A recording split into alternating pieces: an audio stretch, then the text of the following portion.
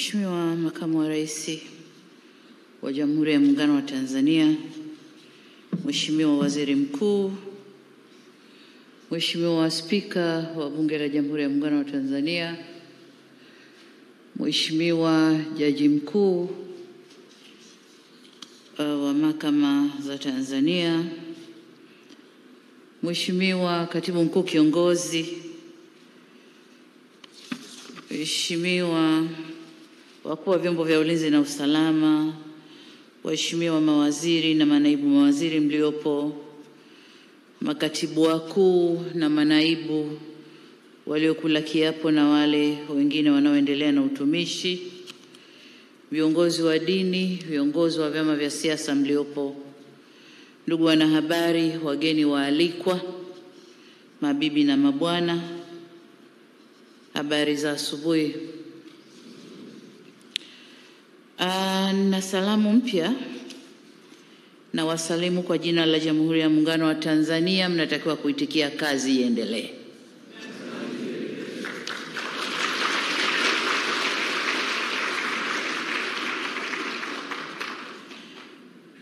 Ndugu zangu, niungane na walionitangulia kusema kumshukuru Mungu kwa kutupa leo fursa nyingine kuwa hapa na kutimiza jambo letu hili la kuapisha makatibu wakuu, manaibu makatibu wakuu na wakuu wa taasisi wengine walio hapa. Lakini nataka niseme kwamba ninyi ndio tunaowategemea katika kusukuma gurudumu letu hili. Makatibu wakuu, manaibu wakuu wa taasisi, kama gari nyinyi ndio engine. Mawaziri wenu ni wanasiasa kuangalia mnachokifanya kule ndani, lakini pia ni mawaziri watendaji. Ni wanasiasa lakini wanawasimamia pia. Kwa hiyo kwenda kwetu kwa kasi au kuzorota kutawategemea nyinyi. Lakini ungane na wengine kuwapongeza kwa kujiaminisha. Maki msingejiaminisha nisingewaamini.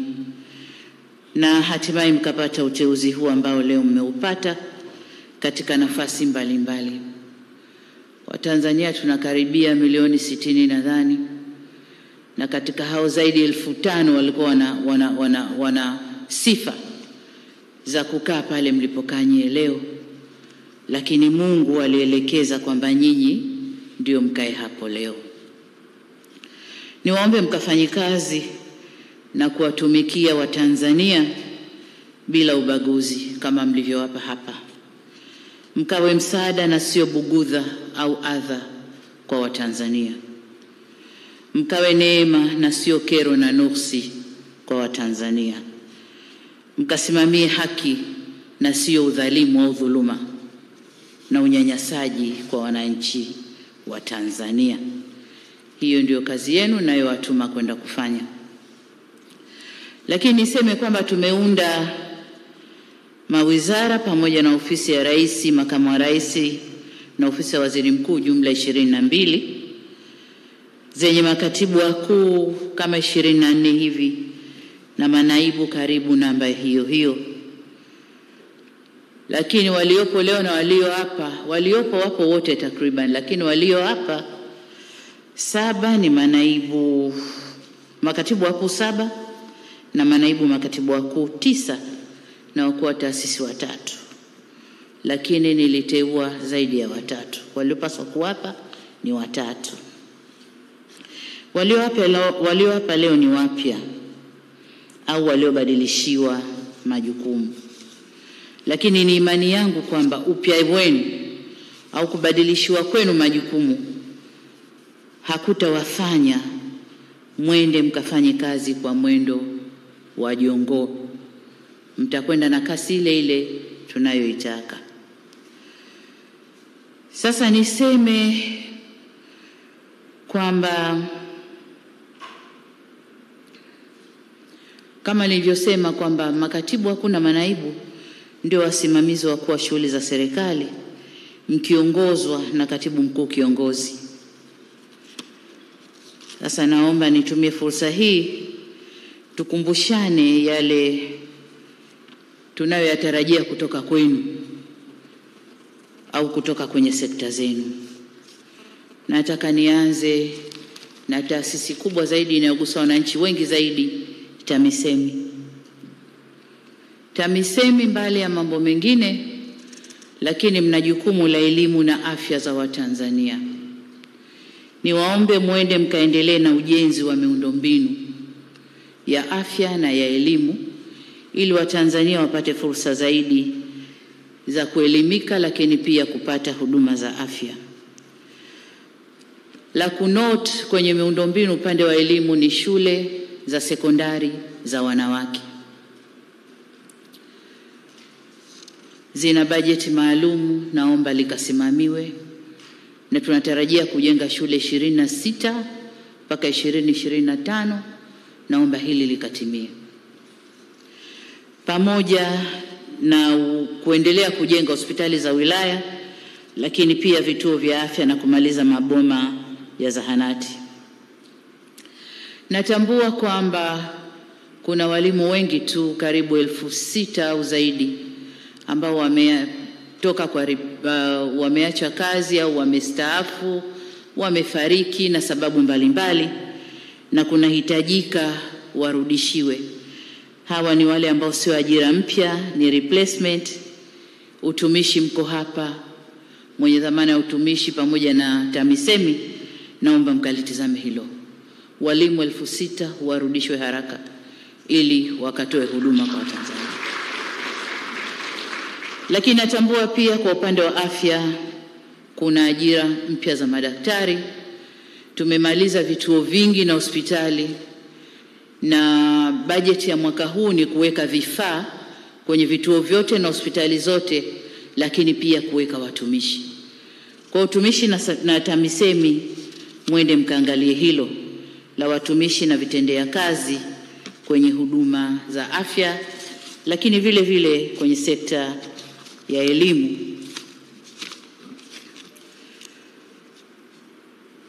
Kwenye TAMISEMI pia nataka niwaunganishe hapa na TARURA. TARURA tumewapa kazi ya barabara za vijijini, na kwa kweli ukienda mikoani, wilayani, kuna haja kubwa sana, na hasa baada ya mvua zile kunyesha, kabla mvua zijazo, ya kutengenezwa na mabarabara, lakini TARURA uwezo ulikuwa mdogo. Lakini najua kuna halmashauri ambazo zina uwezo mkubwa wa kifedha.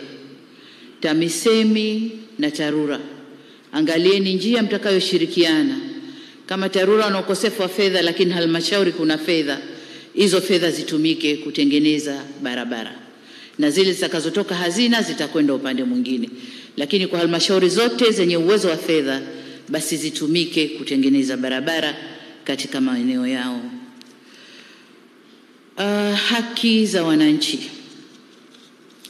Tumezoea tunapokwenda kwenye ziara mikoani, mawilayani, tunapokewa na mabango ya wananchi wakilalamikia kero mbalimbali.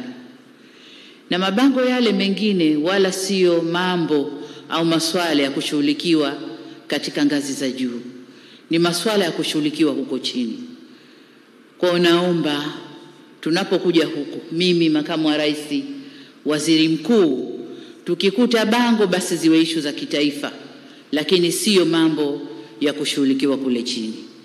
Nataka niseme bango moja, aidha mkurugenzi au mkuu wa wilaya amekwenda, na hii haina maana mkazuie watu kuandika kero zao, kwa sababu najua tunapokuja watu wanakuja na mabango mbio mbio, mnakwenda kuyakusanya na kuwanyuka watu kuwapeleka mnakokujua nyie, ili wasiseme yanayowasibu. Naomba kero za wananchi zikashughulikiwe. Tumekuta bango moja, mkuu wa wilaya, mkurugenzi umekwenda, na tukikuta malalamiko kwamba mnawafinya wananchi wasiseme hivyo hivyo, tutashughulikiana. Jengine kwenye TAMISEMI ni mapato na matumizi. Mheshimiwa makamu wa rais amelisema vizuri sana. Naomba TAMISEMI mkakusanye mapato na matumizi yafanywe kufuatana na sheria na kanuni. Nimemleta mwanamama madhubuti, nimempa katibu mkuu mzuri na wasaidizi, ni imani yangu kwamba kazi itafanywa. Lakini najua TAMISEMI ni pamoja na wakuu wa mikoa, wakuu wa wilaya na wakurugenzi, na hiyo kazi itafuata hivi karibuni ili safu itimie na kazi iende ikafanywe.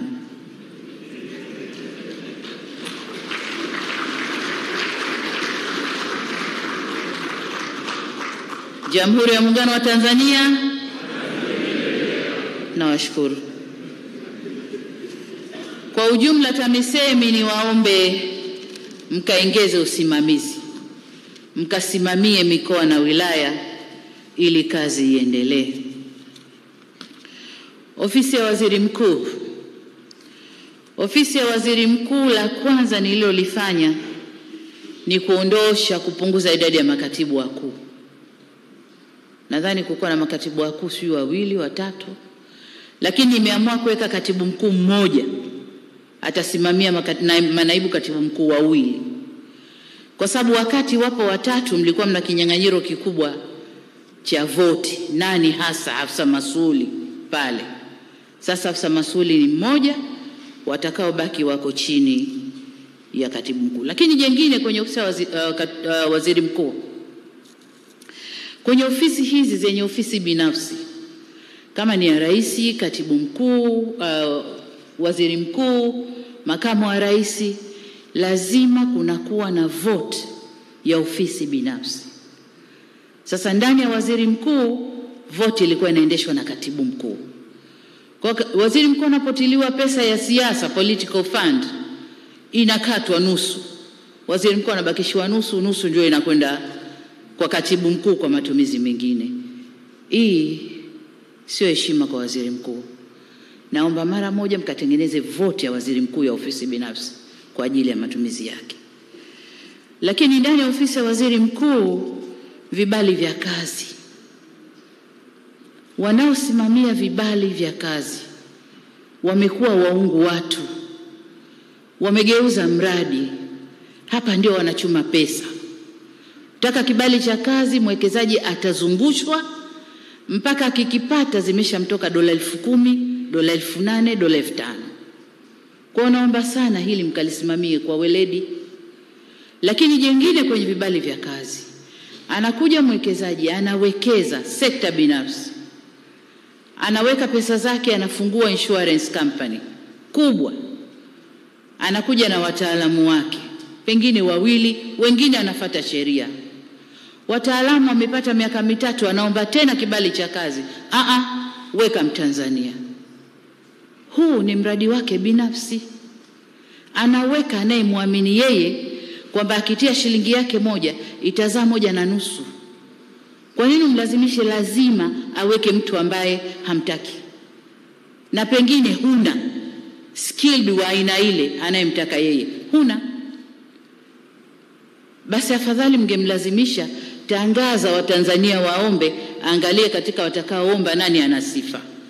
Lakini ubabe tu, hapa lazima Mtanzania, kutengeneza fursa za wale watu wakunjue mikono ili vibali vitoke.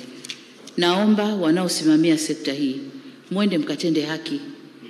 Tunataka wawekezaji waenjoy mazingira mazuri Tanzania.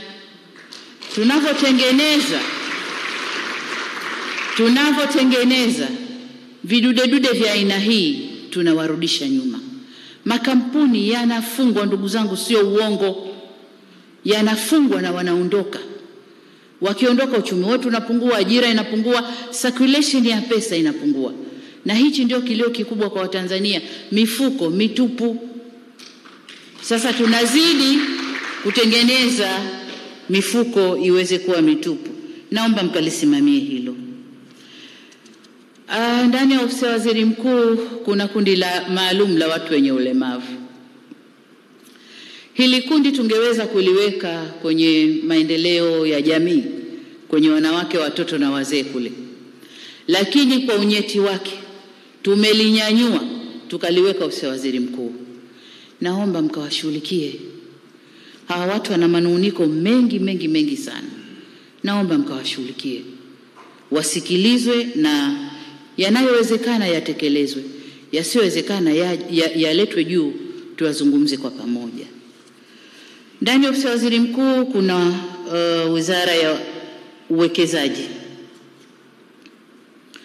Hapa kuna mambo mazito. Tumekuwa tukiimba sana ndani ya uwekezaji lakini hatutekelezi.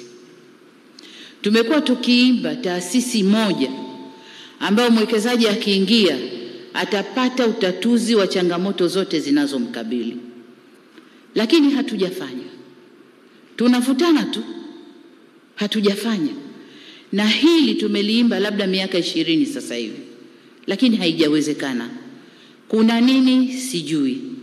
Lakini nataka niwaambie kwamba wawekezaji wanalaumu sana. Wanalalamika sana bureaucracy ya serikali ya Tanzania. Kumekuwa na urasimu mkubwa. Hakuna anayefanya maamuzi.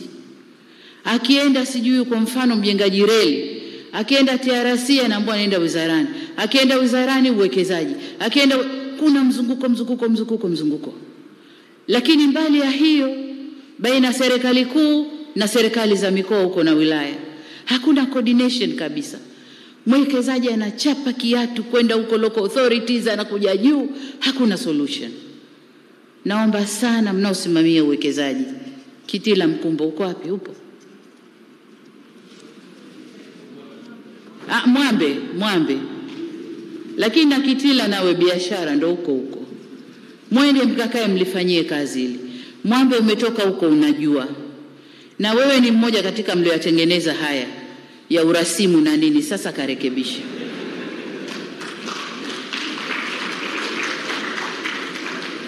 Karekebishe ili maswali haya sasa. Lakini jingine ni swala la kodi kwa wawekezaji. VAT hazirudi, lakini kuna nenda rudi na zile zinazolipwa customs. Saa nyingine mtu atalipishwa ndivyo, saa nyingine analipishwa sivyo.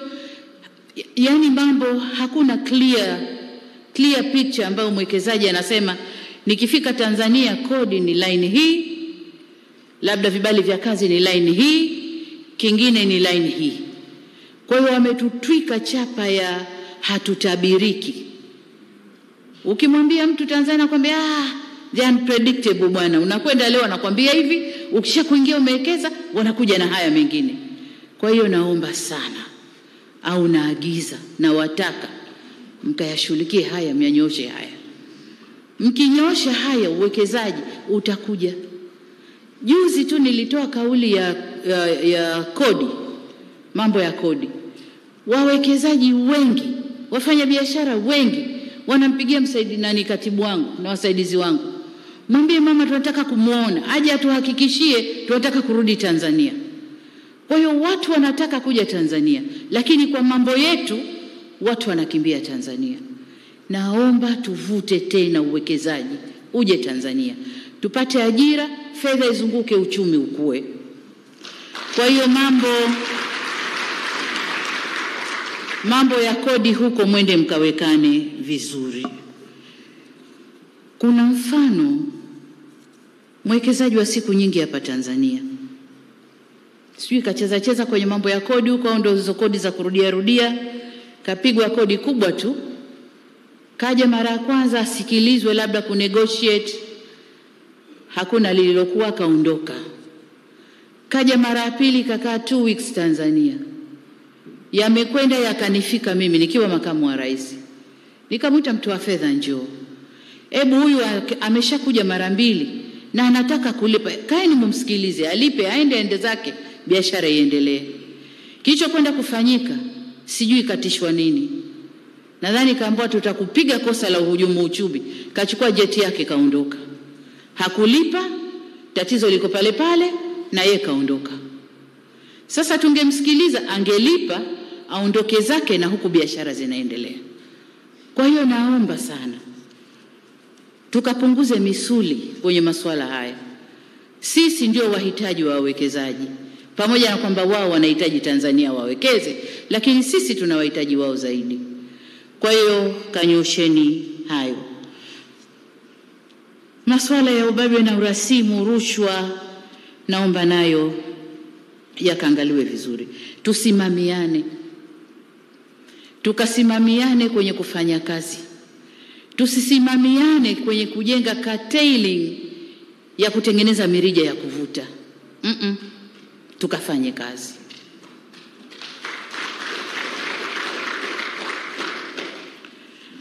Kwa nasema tukarudishe imani ya wawekezaji kuja kuwekeza Tanzania.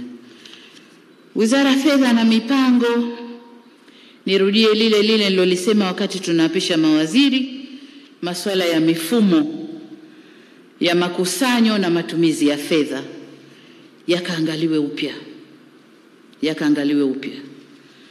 Na tuangalie sasa ile mifumo tofauti kama ilivyosema kwamba serikali iwe na uniformity. Tujue serikali ya Jamhuri ya Muungano wa Tanzania mifumo yetu ya kukusanya na matumizi ya fedha ni haya. Jengine, miradi ya vipaumbele. Tuna urithi mikononi kwetu ndugu zangu, alotuachia marehemu rais wetu. Ametuachia miradi mikubwa miwili, lakini na miradi mingine ya mkakati ipo inaendelea. Ule ni urithi wetu. Na wanasema ukifanya vibaya kwenye urithi, Mungu anakulani. Au aliyekuachia urithi hana radhi na wewe na Mungu hatakuwa na wewe. Naomba sana twende tukasimamie miradi hii ya kimkakati. Kumekuwa na ucheleweshaji wa malipo, wakati mwingine kwa makusudi tu. Na mikataba mingi ya miradi hii kuna kipengele kinasema unapochelewesha malipo kwa miezi kadhaa, malipo yale yanakuwa na riba. Miradi yetu inakuwa ya gharama kubwa sana kutokana na jambo moja tu, ucheleweshaji wa malipo. Na shangaa ucheleweshaji unatokea wapi? Mimi nadhani kule kuchelewesha malipo ni mradi wa watu. Ili riba inapopatikana basi maneno yanafanywa hapo juu. Kwa sababu anayewekeza mkandarasi hana haja na riba yako. Anataka atekeleze, analeta certificate, unamlipa, mnaendelea.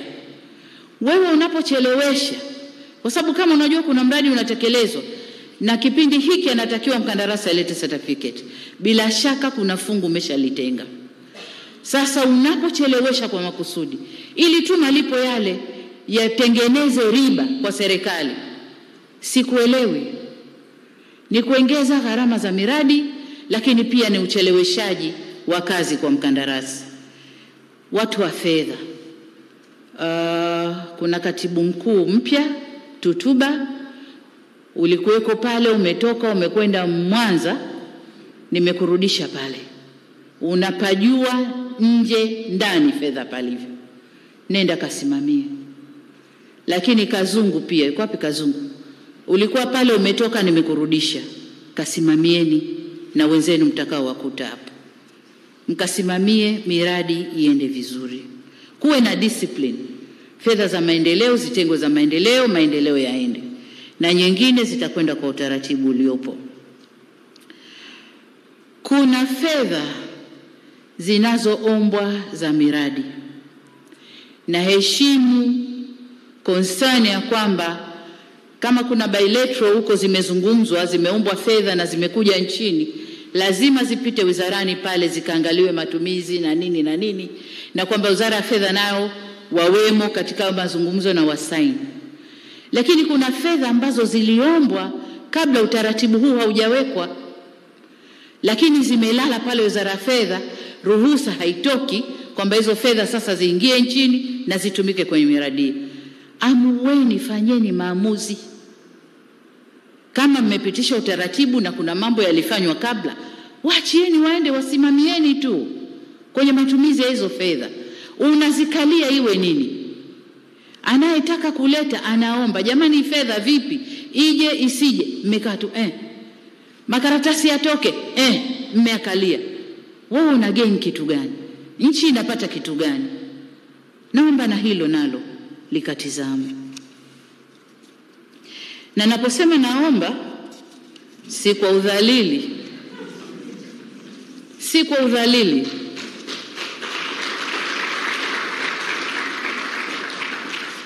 Ni lugha tunatumia, ni lugha ya kimama.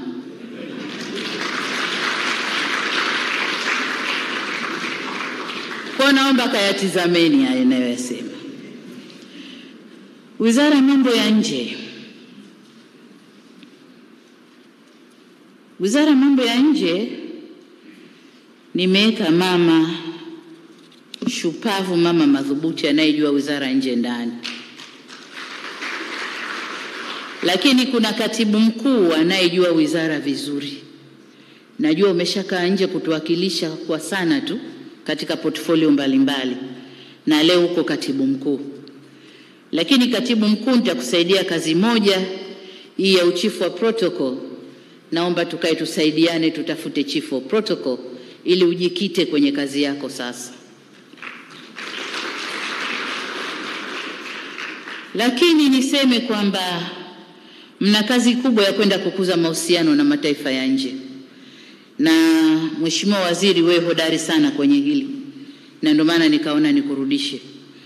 Wanakusikiliza sana na umeshafanya nao kazi sana. Kwa hiyo naomba twende tukaweke mahusiano mazuri na mataifa ya nje.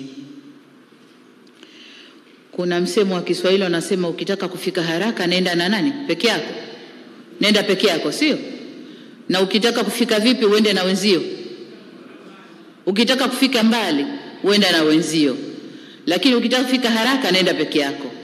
Lakini sasa unafika haraka, je, unafika na lengo lilo likusudia? Hatutaki kwenda peke yetu. Twende na wenzetu. Naomba karekebisheni hayo.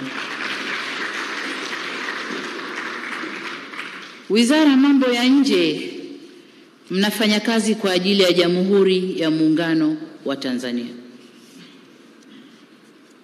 Na mnajua kwamba Jamhuri ya Muungano wa Tanzania ni pande mbili za muungano.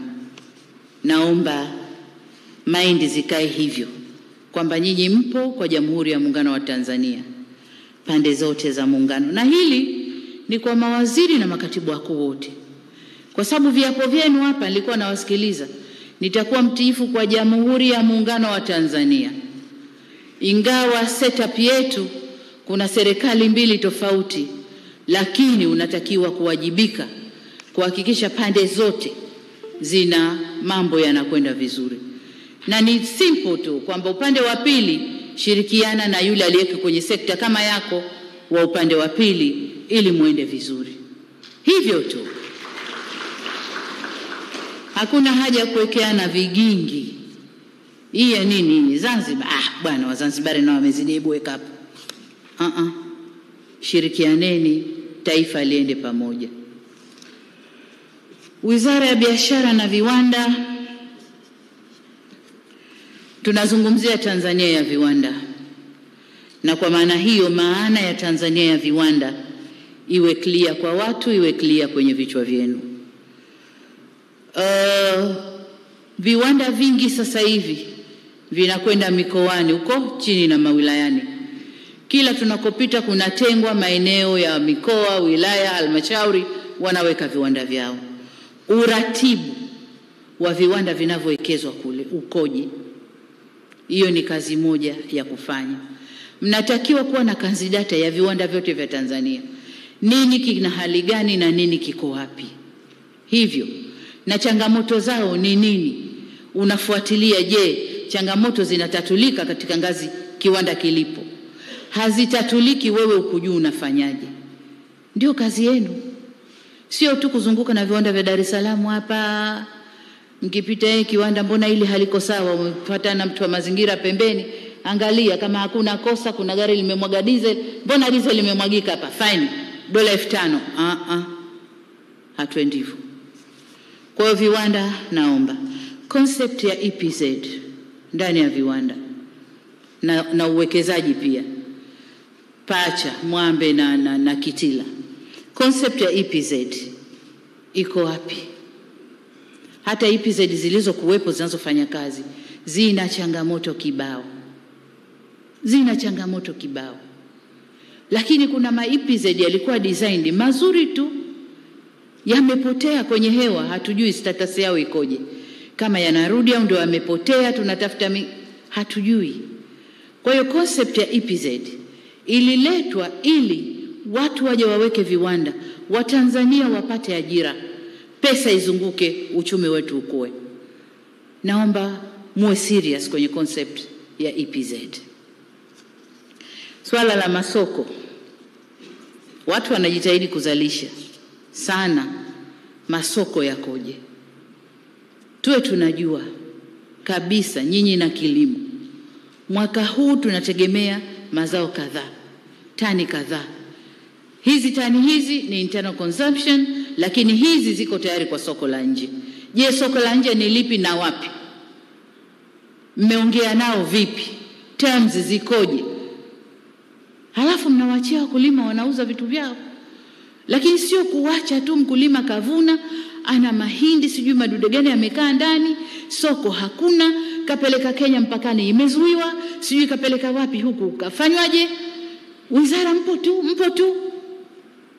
Hamjali wakulima wanapata shida gani, lakini mmeng'ang'ania viwanda, biashara, masoko. Sasa masoko yako wapi? Kwa hiyo kaangalieni masuala ya masoko. Madini, Msanjila yuko wapi? Yuko? Na Doto yuko? Doto hayuko? Yuko bungeni? Okay. Karibu tukatu. Kwenye madini kuna mambo matatu nadhani makubwa. La kwanza ni ubia na makampuni ya nje. Najua tunaubia na Barrick kupitia Twiga, lakini ndani yake changamoto ni nyingi. Kuna masuala ya kodi hayajakaa vizuri, kuna masuala mengine hayajakaa vizuri. Tusifike pahali tukaoneshana misuli. Sisi ndio wahitaji. Na kupitia mfumo ule tunafaidika. Kwa hiyo hebu twendeni tukaunyooshe. Na hili linawagusa pia watu wa Wizara ya Fedha. Uko kwenye makodi huko. Kama kuna makodi ambayo hamwezi kusamehe kwenye level yenu, pandisheni juu. Serikali ikae tujadiliane, za kusamehe tuzisamehe, lakini tuende mbele. Lakini pia makubaliano mengine tulioingia, ile ya nickel na yale mengine, nyosheni yamalizike haraka. Watu wachimbe, tunahitaji hizo fedha. Yakikaa pale ardhini tunajidai nayo, tunayo kiasi hiki, lakini yakichimbwa yatatufaidisha. Kwa naomba malizeni mambo ambayo yapo huko. Zile nini wanasema? Kamati za nini? Negotiation teams. Hebu zimalize yale ambayo yapo huko ili tuanze kufanya kazi na nchi iweze kufaidika na hizi rasilimali. Kama kuna matatizo ya kisera, ya kisheria, semeni, leteni, tukaeni, tuyamalize ili mambo yaende. Lakini kuna swali pia la uchimbaji katika maeneo ya hifadhi. Hili ni madini pamoja na utalii kijazi. Unajua kuna madini katika maeneo yako ya TANAPA. Na wakati ule uliweka misuli hapa chimbiki hapa amuingia. Lakini uhifadhi tunautaka, madini yale tunayataka. Madini mengine ni muhimu kweli. Kama helium kwenye hifadhi gani kule. Yapo, mchimbaji yupo, kila siku anagonga koko mlango haufunguki. Kila akigonga mlango umefungwa. Hebu tukaeni tumalize. Pachimbwe, tunayaweka pale ya nini? Simba sijui tembo nani hali yale.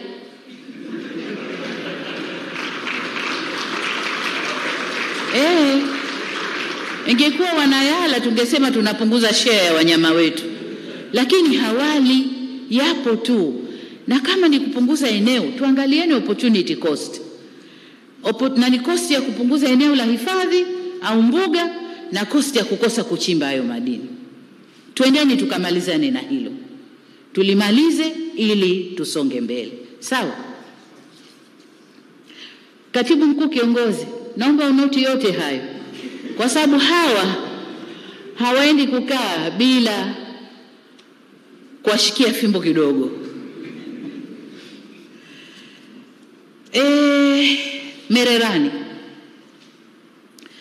Mererani tumejenga ukuta. Kilomita ngapi sijui zile 20 na ngapi? 4 sijui 27. Kuta la kweli kweli. Tukaweka na majeshi, CDF yuko pale. Lakini ndugu zangu, madini yanatoka kama mwanzo. Madini yanatoroshwa. Tukibahatika kuliona linaoneshwa ili hapa na rais, piga picha bonge la Tanzanite. Tunajua mabonge mangapi yamepitishwa chini kwa chini yakatoka? Hatujui. Lakini ndani ya Mererani kuna vitalu. Kitalu C kimewekwa akiba, lakini sasa kimeanza kuvamiwa. Nataka niseme, sitaki kuona mkono wa mtu kwenye kitalu C. Walioanza kugawa vitalu kwenye hilo eneo, acheni, kina matumizi yake. Kina matumizi yake na naomba mkasimamie. Kwa Mererani pale tuongeze ulinzi. Na ulinzi wa pale si ulinzi wa mabunduki ya CDF. Mnajua wenyewe jinsi ya kuwalinda wachimbaji wenu wasitoroshi. CDF wanalinda juu, watu wanatorosha chini ya ardhi, wanatokea huko kwa huko. Kwa naomba sana Mererani mkapasimamie vizuri. Madini yetu haya ndio tegemeo letu kwenye nchi. Kwa tusipoyasimamia vizuri, tunaangusha wenyewe uchumi wetu. Madini mnafanya vizuri, mnaongeza fedha ndio, lakini je, mngeongeza usimamizi mzuri, fedha hizo zingeongezeka kwa kiasi gani? Pengine mngekuwa wa kwanza kwenye contribution ya taifa. Sasa hivi mko sio wa pili, sio wa tatu. Kwa hiyo simamieni vizuri zaidi. Ardhi, issue ni zile migogoro ya ardhi, lakini pia uhawilishaji wa ardhi za vijiji na ardhi nyingine. Hii nataka niseme, nimekuta mafaili mengi pale ya uhawilishaji, nitayatizama. Lakini pia umiliki wa halali. Ardhi, watu wameporwa sana ardhi zao. Na walio facilitate uporaji huu ni maafisa ardhi. Ndio mnaosaidia wale watu wengine kuwa na document feki za kudhulumu wengine. Nataka mkasimamie umiliki halali wa ardhi kwa wananchi, lakini hata taasisi. Kuna migogoro kibao nimeikuta kwenye files. Taasisi hii ardhi yake ilikuwa hapa, imechukuliwa kapewa huyu karudi kasema hapa kwangu, sijui hivyo. Na wanao facilitate hizi ni nyie watu wa ardhi huko. Kwa naomba mkasimamiane yaondoke haya. Hata maeneo ya umma yanavamiwa, yanachukuliwa, lakini wizara ardhi tupo, tunaangalia tu. Kwa hiyo mkaangalie jinsi ya kudhibiti, lakini na kuwadhibiti maafisa ardhi mikoani na wilayani. Kule ndo wanakocheza ngoma wanayoitaka wenyewe. Dhulma kubwa ziko huko chini. Kwa mkawasimamie maafisa ardhi mikoa na wilaya.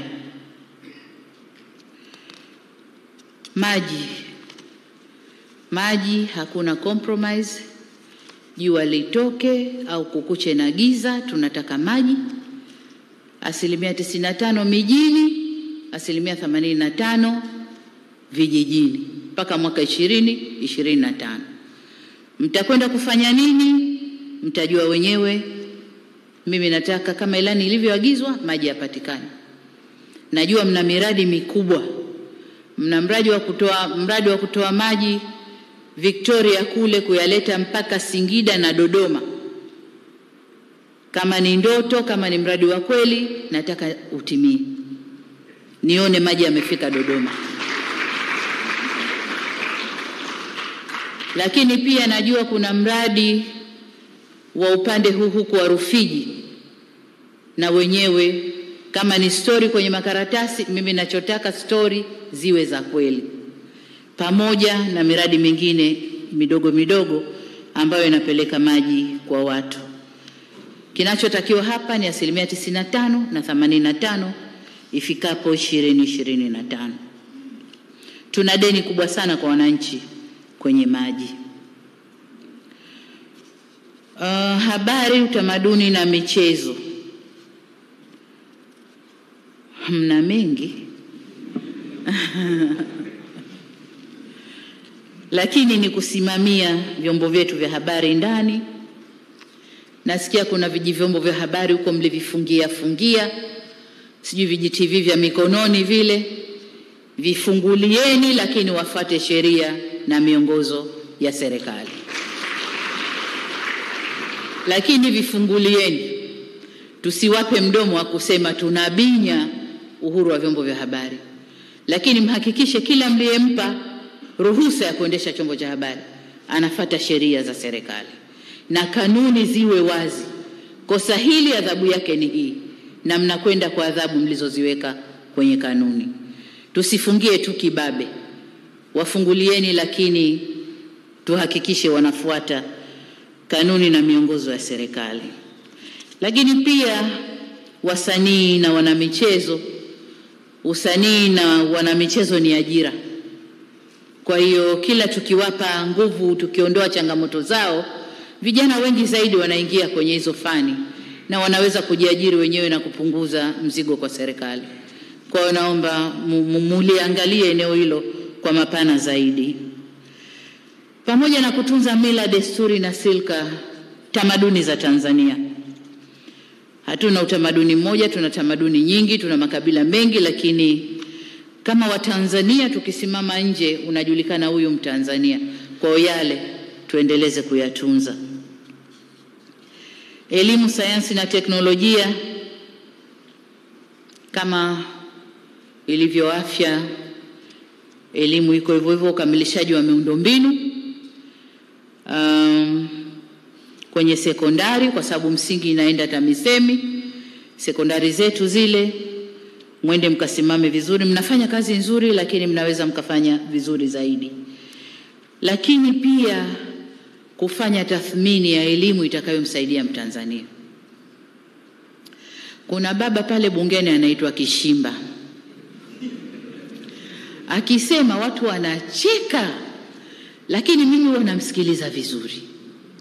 Na mmoja katika hoja zake aliuliza, hivi nani alituambia Tanzania kwamba mtoto lazima asome darasa la kwanza, la pili, la tatu, la nne, la tano, la sita, la saba, halafu anakwenda huko juu? Mkinirudishia, mmechukua mtoto ana miaka 6, mnanirudishia mtoto ana miaka 27, anarudi na karatasi tu inaitwa degree, halafu ananiambia mimi baba ajiajiri. Anajiajirije?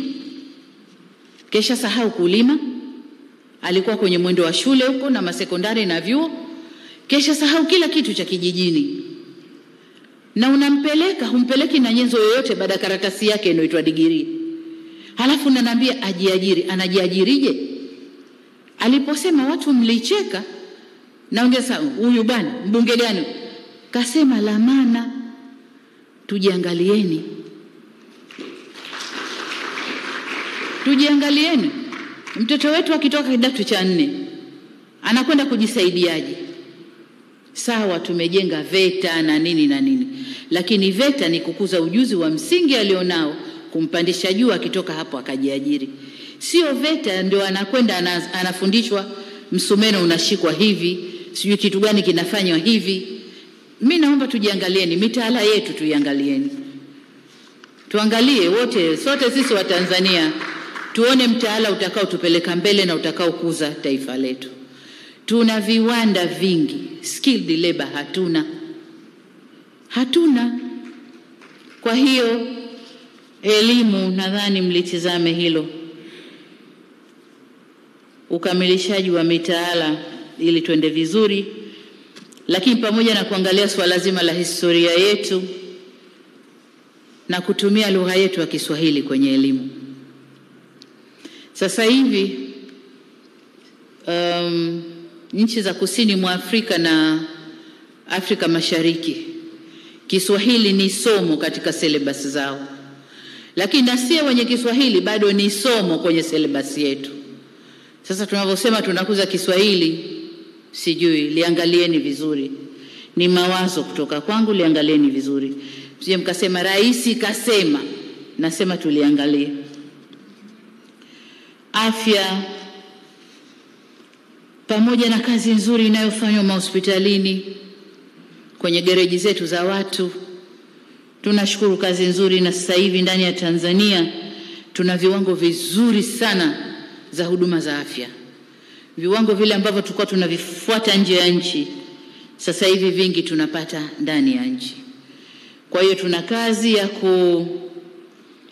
kuwapa nini nasema, sio vichocheo, sio vishawishi pia, kama vitu vya kuwapa hamasa madaktari wetu ili waweze kujituma zaidi na watoe huduma nzuri zaidi. Grace, unatikisa kichwa hapo, na wewe umetoka huko unayajua, naomba kashirikiane na wengine mfanye hayo.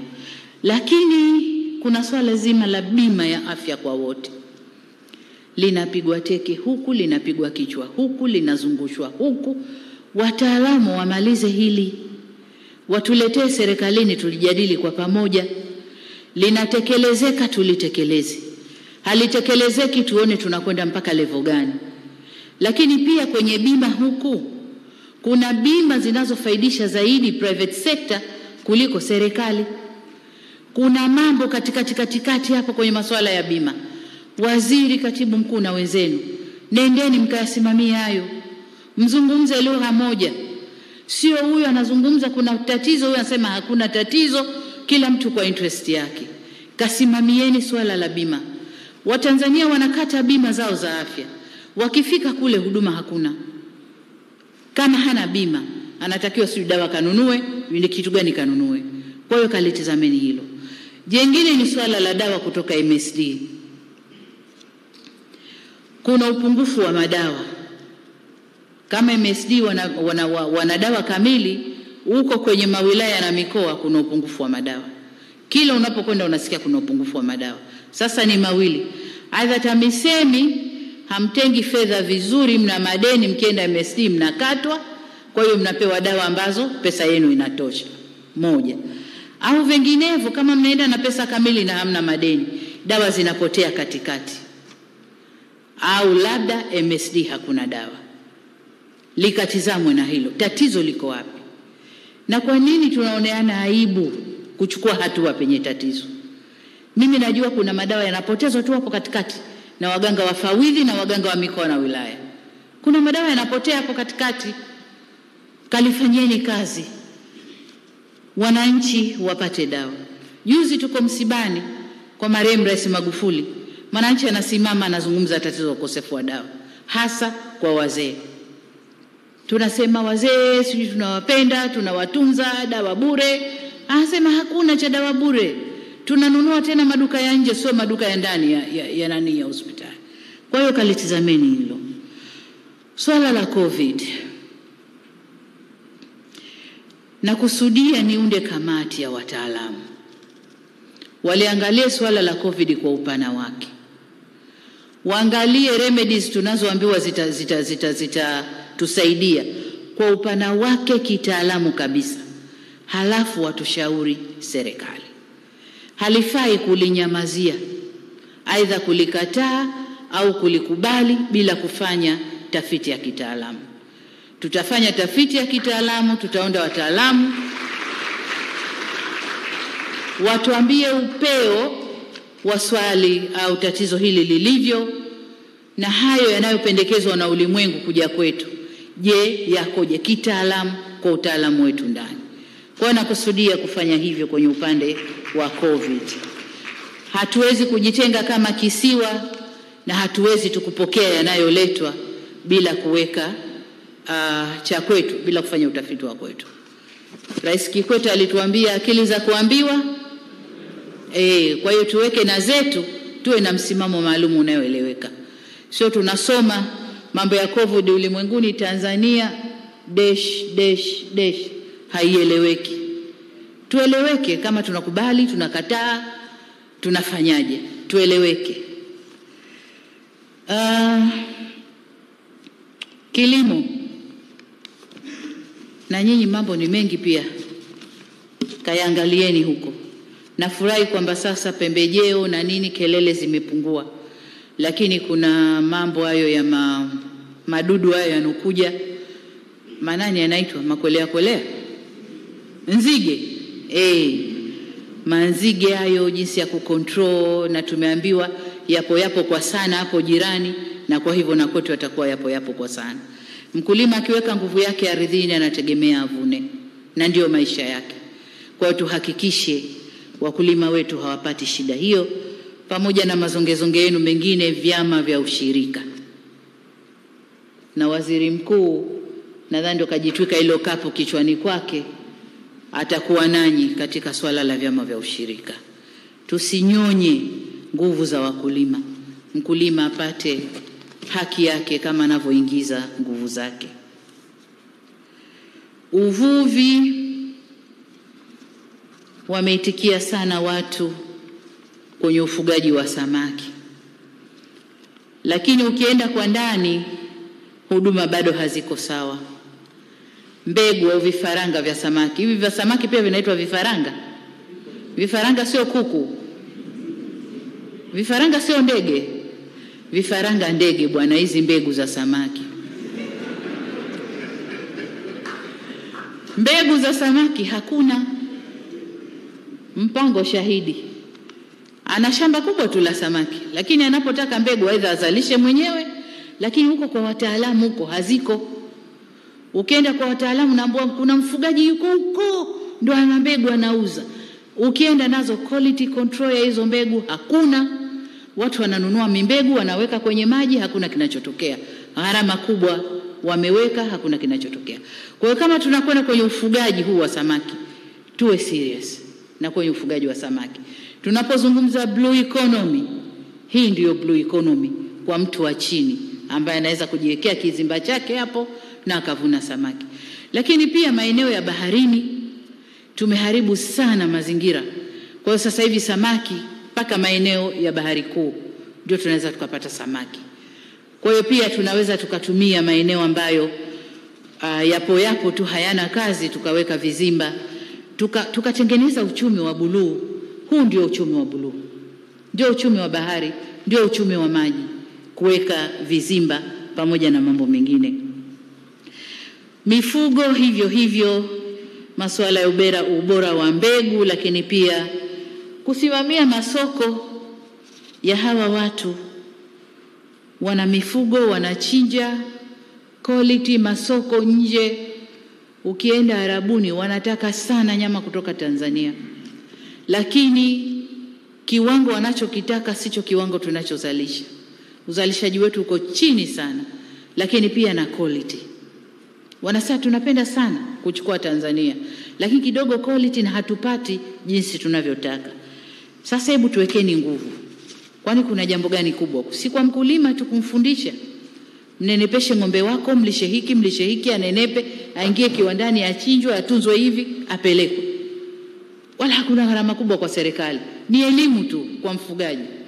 Kuwatoa kwenye ile ng'ombe hanenepi, mchungaji hanenepi, kuwaleta sasa kwenye uchungaji mdogo.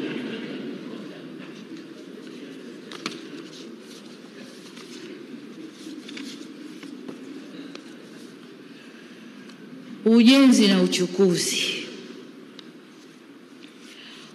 na uchukuzi, nyi wenzetu ndio mmebeba swala la miundombinu ya Tanzania. Miradi tunayozungumza hapa ya kimkakati iko kwenu. Nimebahatika kukaa na wakandarasi 2-3 ambao wanatujengea miradi yetu huko.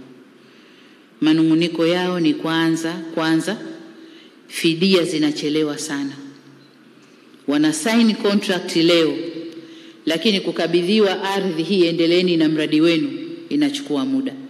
Na kinachochelewesha ni malipo ya fidia kwa wenye maeneo yale.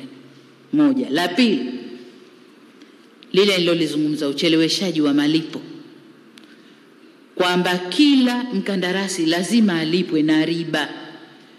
Hapa kwenye riba kuna nini?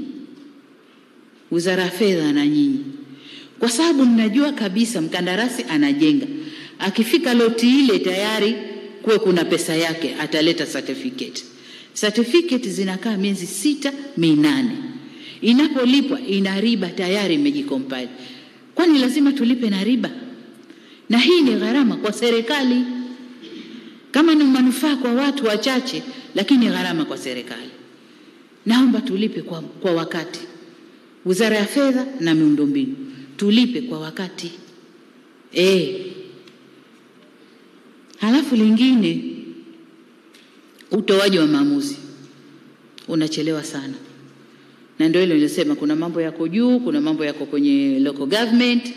Sasa mkandarasi anazunguka chapa malapa local government, hapati decision, akija juu decision hakuna, wanalalamika sana.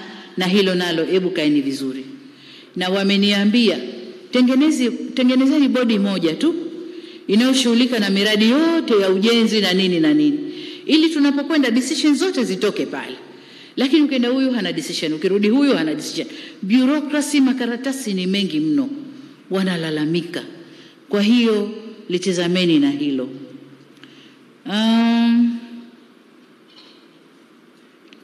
Kwenye swala la local content,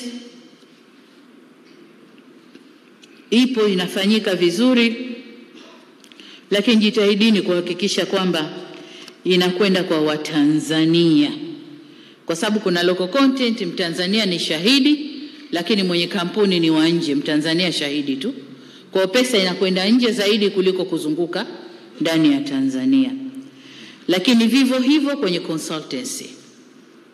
Kwenye consultancy, makampuni makubwa ya nje yanaomba consultancy, lakini hayapo, wenyewe hawaji, wenye utaalamu ule mkubwa. Ni ukweli kwamba utaalamu wetu wa kusupervise SGR kwa mfano, au lile bwawa la Nyerere la umeme, tunao utaalamu, lakini kuna aina ya utaalamu tumesort consultancy kutoka nje. Lakini waliopewa hizo tenda wenyewe wako waliko.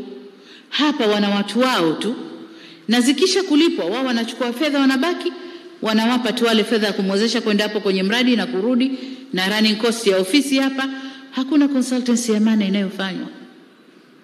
Kwa hiyo hebu tuangalieni tunapochukua wa consultants, kama utaalamu wa ndani hakuna, kama consultants wetu ndani hawatoshelezi, lazima tuchukue nje. Aje mwenyewe, kwa sababu wanalalamikia pia watu ambao hawako technical, wanatoa maoni, maeneo mengine inabidi kurudia, lakini angekuja mtaalamu wa kweli pengine isingekuwa hivyo. Sasa hebu tunyosheni ili tuende vizuri.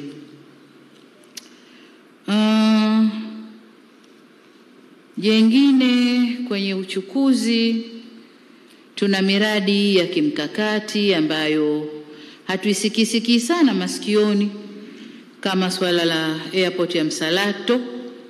Sijui mmefikia wapi, najua sijui mlifloat tender alafu sijui kama ilifutwa au mtu hajawa awarded. Yaani ninachosema ile miradi ya kimkakati tuisikie basi. Ichapuliwe tuisikie inakuja juu. Tumeimba Msalato nadhani huu toka hatujamaliza kipindi cha kwanza cha awamu ya 5. Msalato, msala hautimii. Naomba sasa hivi msala utimie huu, pamoja na ring road ile ya Dodoma. Twende tukaone basi kitu kipo kinafanyika. Na najua kwenye ring road hii ndio kwenye masuala ya compensation kunakochelewa, kwa sababu wakubwa nyie mlipojua huku itapita hiyo barabara, mkakimbilia mbio kununua ardhi kule kwa watu ili mnasubiri fidia. Sasa fidia iko pale, mnachanganyikiwa, hamumjui mumlipe nani, mumwache nani. Limalizeni ili barabara ianze kujengwa. Nadhani kwa leo ni hayo, mengine tukikutana kwa sekta, kwa sababu nitaita kila sekta tukae tu review tuone tunakwendaje.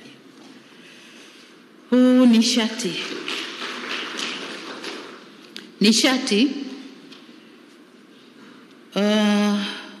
swala la LNG na lenyewe linakaribiana na wimbo wetu wa taifa Kalemani. Linakaribiana na wimbo wetu wa taifa. Tunaimba LNG mpaka leo. Mimi naingia kuwa makamu wa rais, nilishughulika na hili siku 2-3. Kisha nikaliona misuli yangu midogo nikaliacha. Lakini mpaka leo LNG hatujafikia hatima. Hebu tufikie hatima, tuone inajengwa, haijengwi, kina nani wamo ndani, kina nani hawataki wako nje. Wale wasitucheleweshe, wenyewe wana interest zao, wana mamiradi kibao huko nje. Sasa tukienda kwa mwendo wao watatuchelewesha sisi huku kufanya. Tuamueni kama tulivyoamua kwenye SGR. Kulikuwa kuna nia kutuvuta nyuma, tukasema hapana. Huyu alojitokeza tunampa huyu, anza. Kaanza, wamerudi wenyewe sasa wananyang'anyana. Wamepata loti hii, wanaomba na loti zingine. Kwa hiyo na hili nalo tuamue. Tunampa nani, tunakwenda na nani? Kwa terms zipi?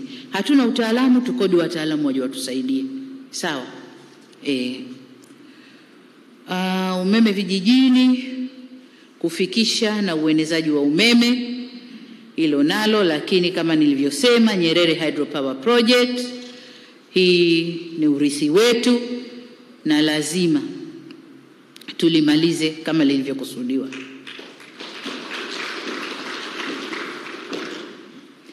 Na tufanye kila linalowezekana kupunguza gharama za kuendesha hii miradi. Pale ambapo utaalamu wa ndani unaweza, basi utumike vizuri. Mmefanya decision nzuri kwenye ule mradi wa kutoa umeme kutoka kule kwenye bwawa mpaka Chalinze, kwamba TANESCO wanafanya wenyewe. Lakini sasa pale ambapo wanahisi ujuzi wao utafikia mwisho, wasisite kuomba ujuzi nje, ingawa watafanya wenyewe, wa subcontract, ili watu waje wafanye, tufanye kitu cha maana, kwa sababu pale pana usalama wa nchi yetu. Umeme ule ndio usalama wa nchi yetu. Utalii. Upo? Haya. Utalii, Ngorongoro inapotea. Ngorongoro tulikubaliana kwamba ni eneo la aina yake, watu na wanyama wakae pamoja. Lakini sasa watu wanazidi zaidi kuliko wanyama. Tulipoingia kwenye huu mkataba tulikuwa na population ya watu 9,000 Ngorongoro. Sasa wapo sio 60,000. 190,000. 90,000 mpaka 100,000 kutoka watu 9,000. Na mamlaka, wizara na nini mpo mnawaangalia tu. Maeneo Ngorongoro yanachukuliwa hivyo. Kwa hiyo Ngorongoro inatoweka. Tulikubaliana watu na wanyama wakae pamoja, lakini sio kiasi hiki. Watu 100,000 kwa wanyama wale, wanyama watazidiwa tu. Lakini jengine, Ngorongoro inatoweka kwa uvamizi wa viumbe vigeni, miti na vidudu vigeni, na kufanya wanyama sasa wapande juu wapotee. Kwa hiyo kama tunataka Ngorongoro ibakie na inauza Tanzania, tuwe serious maintain na kuhakikisha Ngorongoro inabaki kwenye status yake. Kuhamisha watu sijui mtafanyaje, lakini kama wameshaingia 100,000 wasiendelee kuingia zaidi.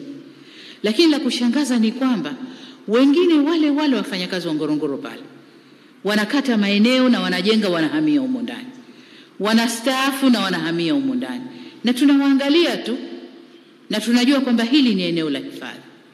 Kwa hiyo Ngorongoro either tukairescue, au kama tunaamua kama Watanzania Ngorongoro bye bye, basi tuseme kwa dunia kwamba Ngorongoro bye bye, tufuteni huko kwenye urithi wa dunia.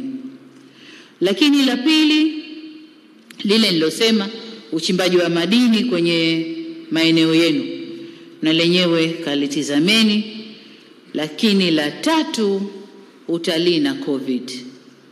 Mtashiriki kwenye ile kamati ya wataalamu na tuangalie swala zima la utalii na COVID. Kipindi hiki cha maradhi haya, Tanzania tumebahatika kuwa the only country ambao watalii wamekuja, na walikuja kwa wingi kwa sababu maeneo mengine kumefungwa. Lakini je, effect yake ni nini? Tumepata effect gani? Tumepata faida gani? Na tunakwendaje ili bado waamini kuja? Pamoja na janga lililoko duniani, bado waamini kuja, tunakwendaje?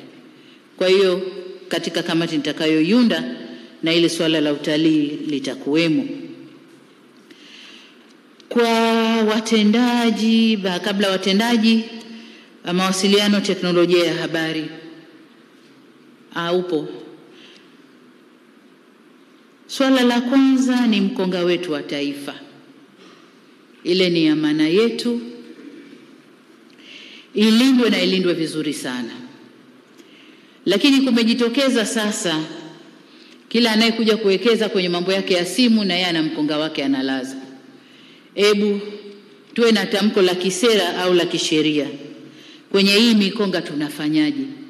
Kwa nini wasitumie wa kwetu kuliko kuwaruhusu waweke? Kila anayekuja anaweka wa kwake.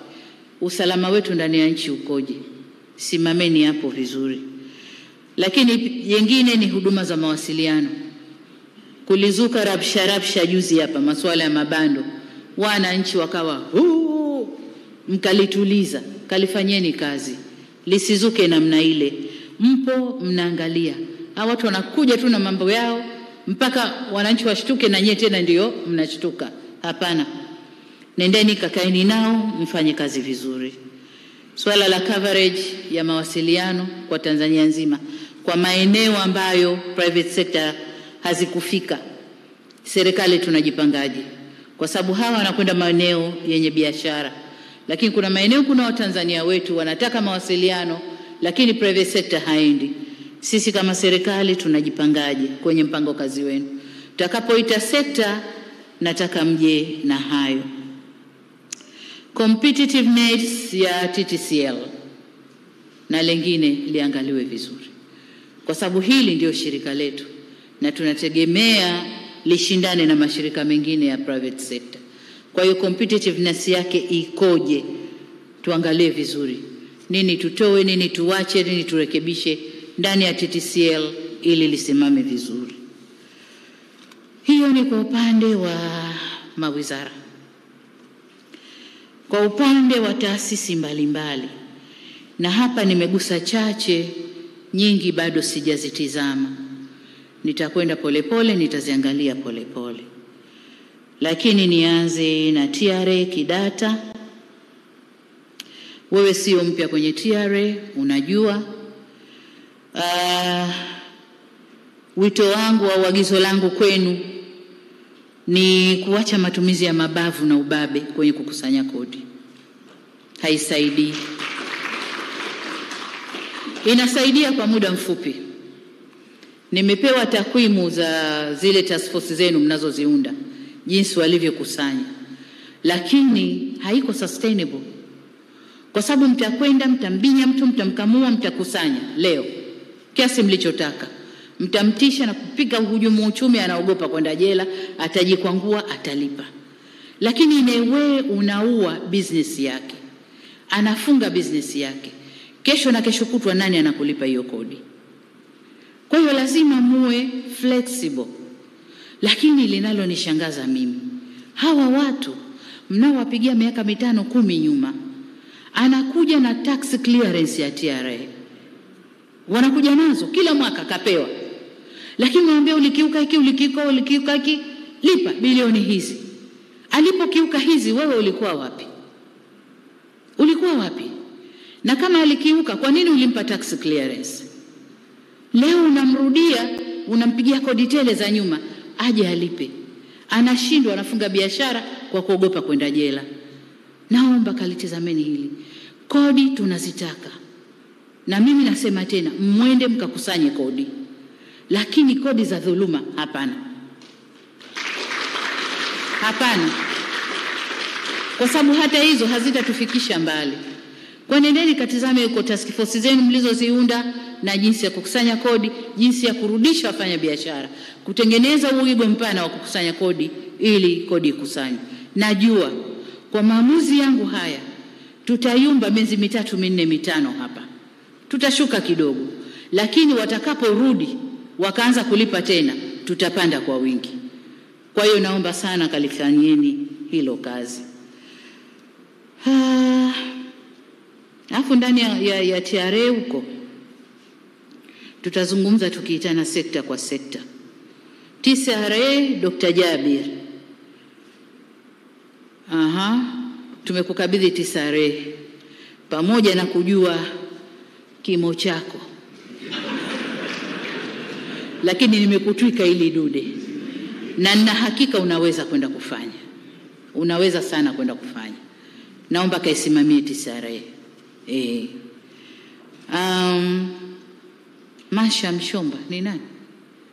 Ni wewe. Umetoka WFC WCF. Umemaliza huko contract. Umefanya vizuri. Nimekukabidhi NSSF. Ni mfuko wa private sector. Private sector tunasema ndio engine ya uchumi wa nchi hii. Hapa makelele yote nayopiga kwenye uwekezaji ni kuvuta private sector. Na huo ndio mfuko wao. Naomba kasimamie vizuri. Na uhakikishe private sector wanaingiza pesa za Watanzania wote wanaowaajiri. Asitoke Mtanzania hana pesa yake mwisho wa huduma yake kwenye shirika au kampuni yoyote ile binafsi. Kwa hiyo ni matumaini yangu kwamba utakwenda kusimamia. Na nikisema hivyo, najua hali ya PSSSF kwamba mfuko una hali mbaya sana. Najua. Na ndio maana sikuteua mtu hapa. Tuna kazi ya kufanya kwanza kuhusu mfuko ule, alafu ndio sasa tutapanga safu ya kushika huo mfuko.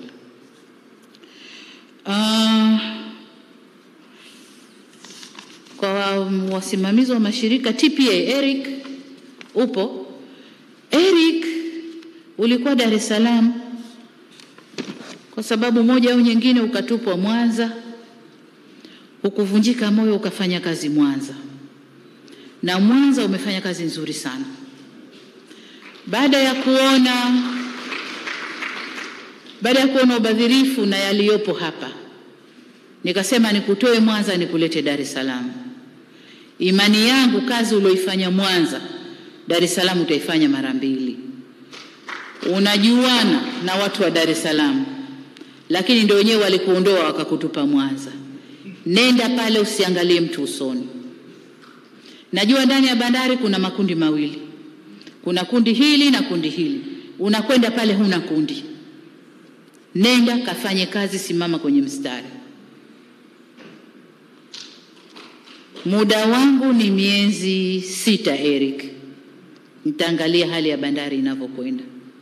Alafu tutakuja kuzungumza mengine baadaye. Sawa?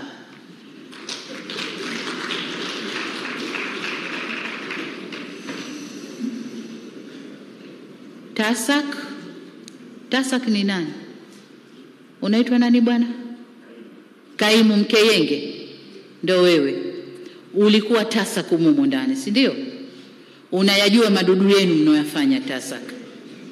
Lakini bado nimekuinua urekebishe madudu yenu humo ndani. Moja kubwa mlilolifanya ambalo limeniudhi sana. Kwa mwaka mmoja mmefanya vikao 23 vya bodi mwaka huu. Na mmetumia karibu milioni 600 na kwa vikao vya bodi tu. Bodi hiyo imekaa mara 11, siku 13, lakini bodi hiyo ikajigeuza vikamati vikakaa mara 11. Pesa iliyotumika karibu bilioni 1 kwa bodi tu ndani ya hilo shirika. Ukiangalia kilichozungumzwa na kilichotoka, impact ya hizo bodi hakuna. Nimekunyanyua wewe, ni kijana uko pale. Napenda hapa nitatumia ule msemo wa nani Aweso. Wewe ni kijana, mimi ni mama. Ukinizingua tutazinguana.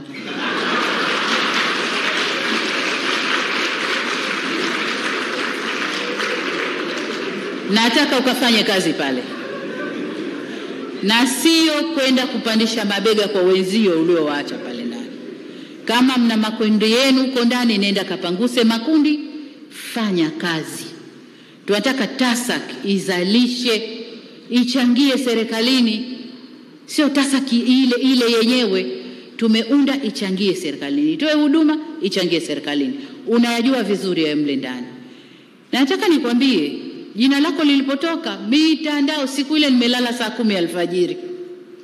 Mitandao wanakuchambueni, huyu hawezi, huyu hawezi, huyu hawezi. Kwa sababu ni majina mapya ambayo hatujayazoea. Sasa kaonesheni mnaweza. nenda kafanye kazi TASAC.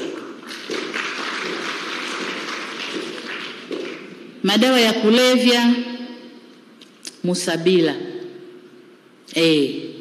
nenda kakamate hapo madawa ya kulevya. Madawa ya kulevya definition ni kubwa, kuingia kwake ni tofauti. Hatujasikia kazi nzuri sana imefanywa na Sianga aliotoka kabla Kaji, kafanya kazi nzuri sana. Kaji mwenyewe kaendeleza, lakini tutampangia kazi nyingine. Tumekuweka wewe, nataka ukasimame kwenye kile kitengo, sawa? Pale una maisha ya vijana wetu, una maisha ya vijana wetu hapo. Nadhani kwa kuwachambua nimeshafanya kazi nzuri ya kuwachambua. Narudia tena kwamba nitakaa na sekta moja moja, lakini pia msishangae mkaniona naingia tu kwenye mawizara yenu. Mjue hapo nimeshakusanya data zangu na nitakuja tuzungumze. Sio lazima vikao vya sekta vifanyike kwangu, nitakufuateni nyie mawizarani kwenu. Kwa hiyo mtaniona tunaingia na data zangu, tukae tuzungumze. Kubwa kwenu ni kwenda sasa kuonesha uzalendo wetu kwamba sisi ni watumishi wa Watanzania, na kweli tumedhamiria kwenda kuwatumikia Watanzania. Kwa wale wapya mlio hapa leo, kama ulipotangazwa huko ulikata keki na familia au ulikabana na marafiki, hapa ni kazi tu. Wakati ule ni ule umeshapita. Hapa ni kazi na tutakabana kweli kweli. Lengo ni uzalendo, kuwatumikia Watanzania.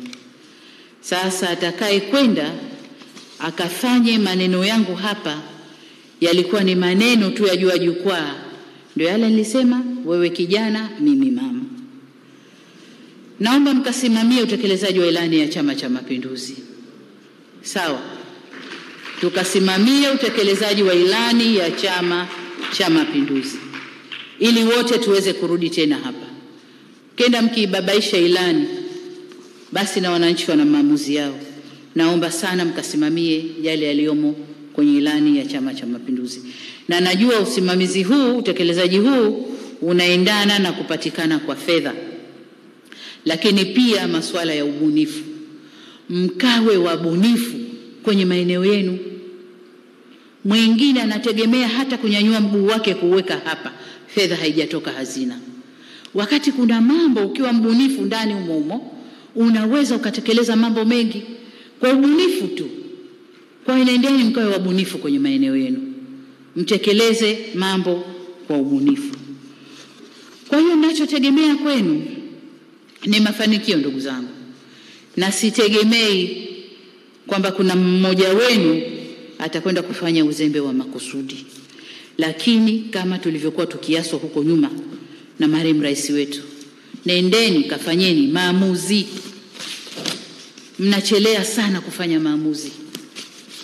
Sasa kama mlichelea baba wakati ule, sasa niko mama. Nimeshawaambia ukifanya ya ovyo tutazinguana. Lakini ukifanya mazuri, unataka kufanya umekwama, njoo tukae tuzungumze. Tutazungumza na wengine, tutaitana wote wanaohusika tuzungumze, tuelewane, mambo yende. Lengo ni kuitumikia Tanzania. Jamhuri ya Muungano wa Tanzania. Sauti sijaisikia. Jamhuri ya Muungano wa Tanzania. Haya, kafanyeni kazi. Asanteni sana.